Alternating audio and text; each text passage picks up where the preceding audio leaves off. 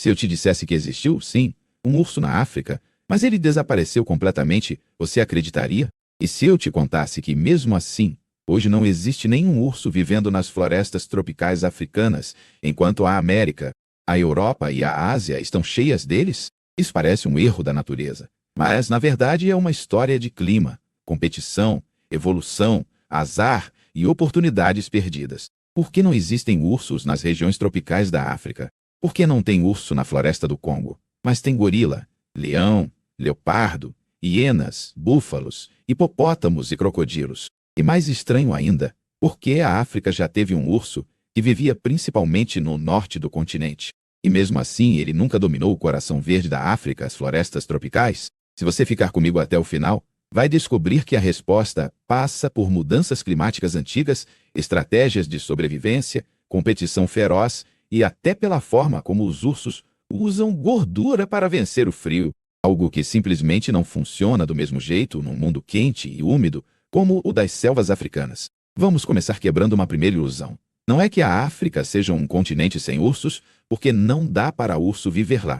Tecnicamente dá. Clima, comida e espaço existem. O problema é que evolução não é um cardápio livre onde as espécies escolhem para onde ir. Evolução é mais como um labirinto de portas que se abrem e se fecham com o tempo. E nem na história da África, as portas certas nunca ficaram abertas tempo suficiente para os ursos entrarem na selva e dominarem esse território. Antes de falar por que não existem, a pergunta escondida é: como é que os ursos existem em tantos lugares do mundo?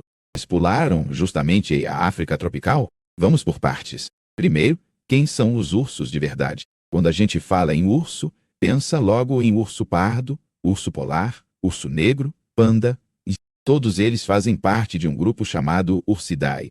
Esses ursos surgiram na Eurásia, aquela massa gigantesca de terra que junta a Europa e a Ásia. De lá, eles se espalharam para o hemisfério norte. Algumas espécies foram para a América do Norte, outras para a América do Sul. Algumas ficaram na Europa e na Ásia. Mas repara num padrão.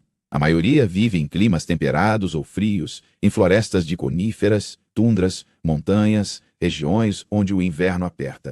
E aí já aparece o primeiro ponto-chave. O corpo de um urso é praticamente uma máquina desenhada para lidar com frio, escassez sazonal de comida e grandes distâncias. Agora pensa numa floresta tropical africana, quente, úmida, com comida mais distribuída ao longo do ano, mas bem mais competitiva, cheia de animais especializados em nichos muito específicos. Parece um paraíso, mas não necessariamente para um urso.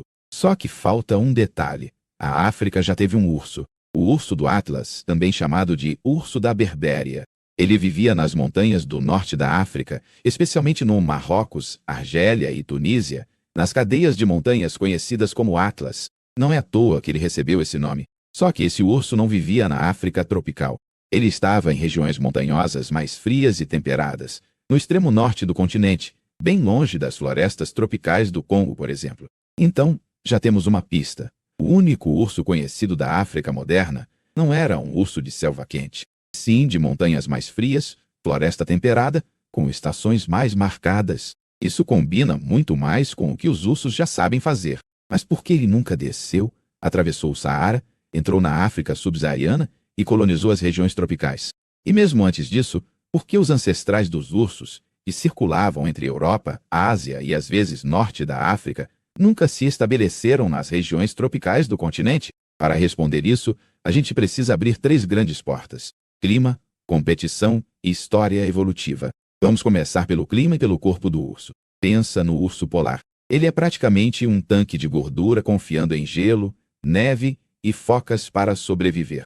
Ele é o extremo da ideia de que o urso é um animal do frio. Urso pardo, o urso negro e até o urso do Atlas eram menos extremos, mas ainda assim seguiam uma lógica parecida. Um corpo pesado, com muita gordura, pelo grosso, metabolismo preparado para lidar com jejum prolongado, hibernação ou pelo menos longos períodos de baixa atividade. Em regiões temperadas e frias, isso é uma benção. O inverno chega, a comida acaba e o urso simplesmente desaparece numa toca, vivendo do estoque de gordura que acumulou no verão. Ele não precisa disputar comida todos os dias com leões, leopardos, hienas e outros carnívoros ativos o ano inteiro.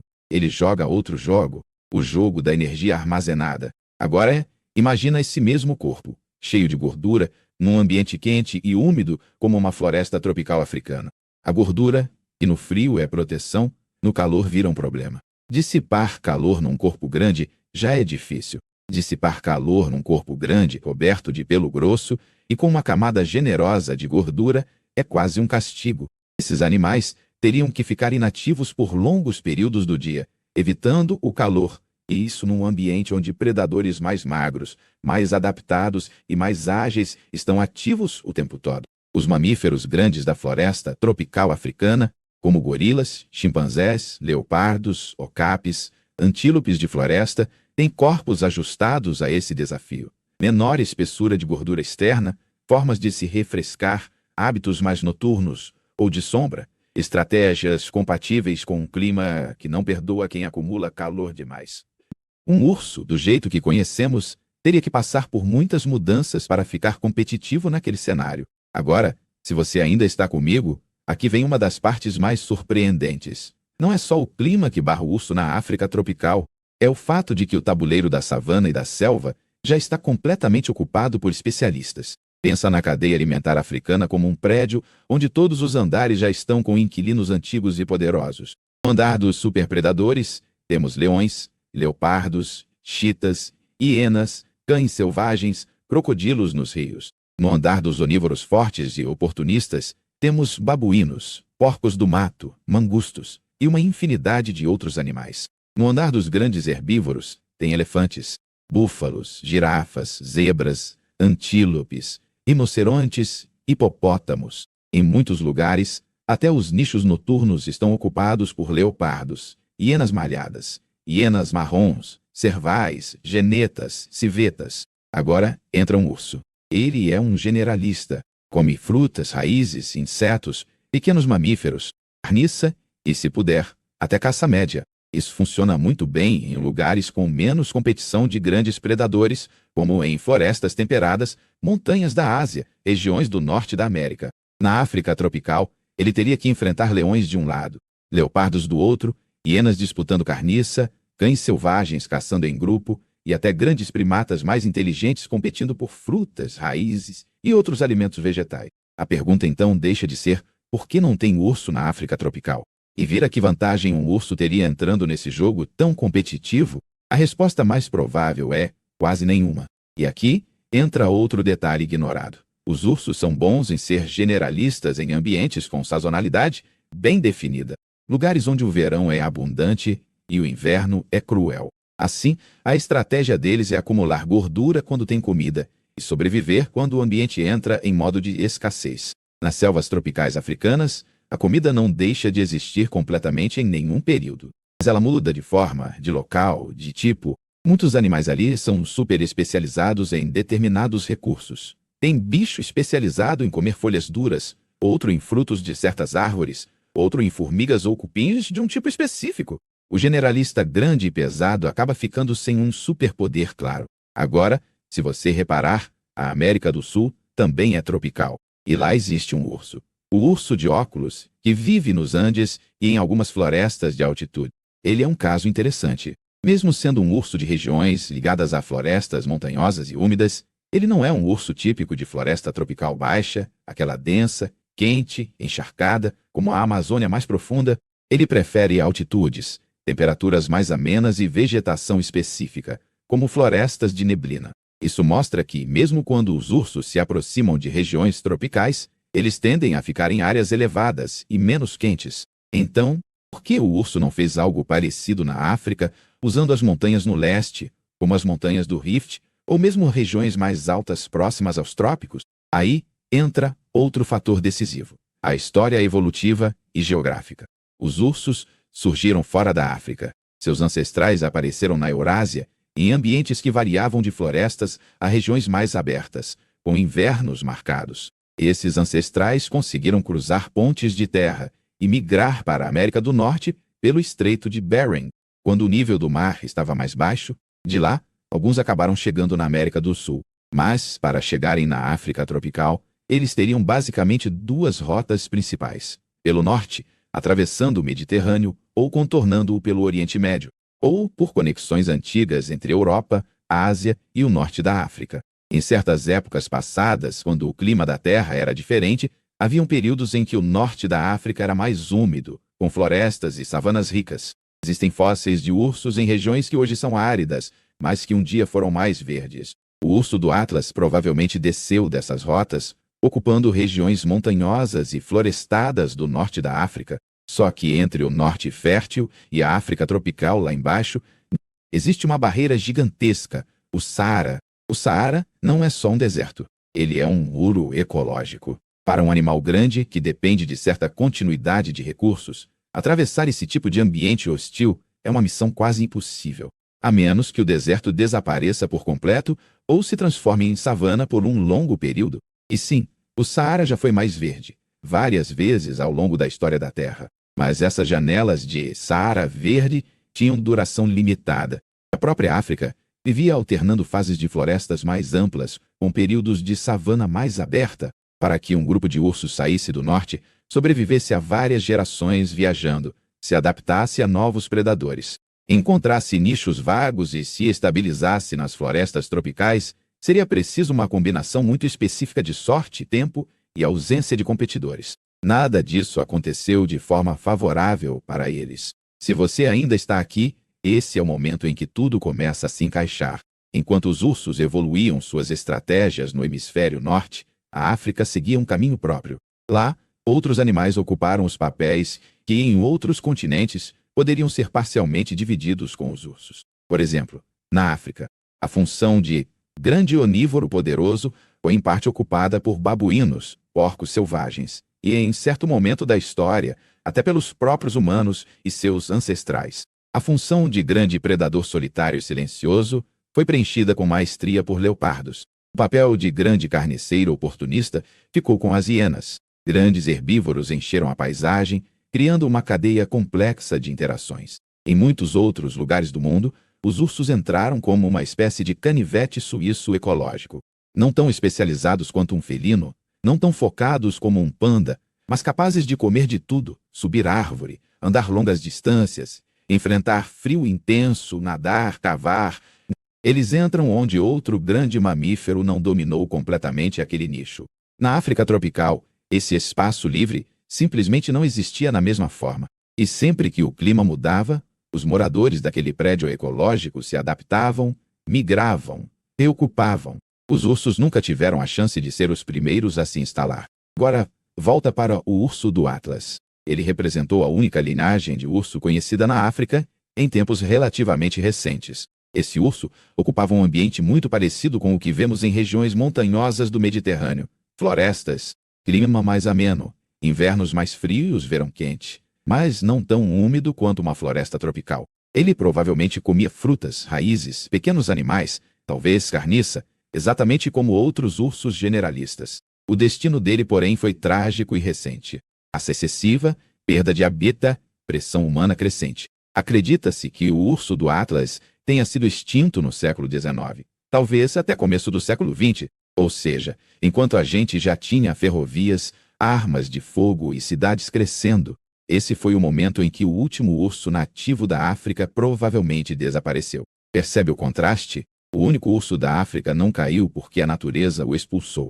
Ele caiu por ação direta dos humanos. Mas mesmo se ele tivesse sobrevivido, dificilmente o veríamos descendo em massa pelas savanas até chegar na floresta tropical central. O corpo dele, sua ecologia e a paisagem, já ocupada por outros animais, continuariam sendo barreiras. Um ponto curioso é que existem, sim, mamíferos grandes nas florestas tropicais africanas que lembram alguns aspectos de ursos, pelo menos no papel ecológico. Gorilas, por exemplo, são grandes, fortes, onívoros em menor grau, capazes de dominar pedaços de floresta, consumir grandes quantidades de vegetação e frutos e afastar outros animais pelo tamanho. Alguns porcos selvagens africanos, como o porco do mato gigante, também ocupam o papel de revirar o solo, comer raízes, pequenos animais, ovos, frutos, civetas e genetas. Em menor escala, são onívoros furtivos. Nenhum deles é um urso, mas a natureza raramente deixa um nicho importante completamente vazio. Existe também uma questão de tempo. Ursos não são animais de expansão super rápida. Eles têm poucos filhotes. Criam lentamente. São territoriais. Quando comparamos isso com a velocidade com que o clima africano mudou ao longo dos últimos milhões de anos, percebemos outra dificuldade. Enquanto os ursos em longa escala, a África já mudou o tabuleiro várias vezes. Houveram períodos em que grandes partes da África eram mais secas, com savanas amplas, menos floresta densa. Em outros períodos, as florestas tropicais se expandiram enormemente. Cada oscilação dessas mudava o jogo de quem dominava o ambiente. Espécies menores e mais adaptáveis, com ciclos reprodutivos mais rápidos, puderam se deslocar, se especializar, diversificar. Grandes animais que dependiam de certas condições específicas podiam ficar encurralados ou desaparecer. Agora vem uma reviravolta interessante. Se humanos quisessem, hoje, levar ursos para a África tropical, talvez em cativeiro ou reservas, é bem provável que eles sobreviveriam com muito manejo adequado, sombra, água, alimento, área controlada. Mas isso não significaria que, naturalmente, eles conseguiriam competir com o que já existe ali, em estado selvagem.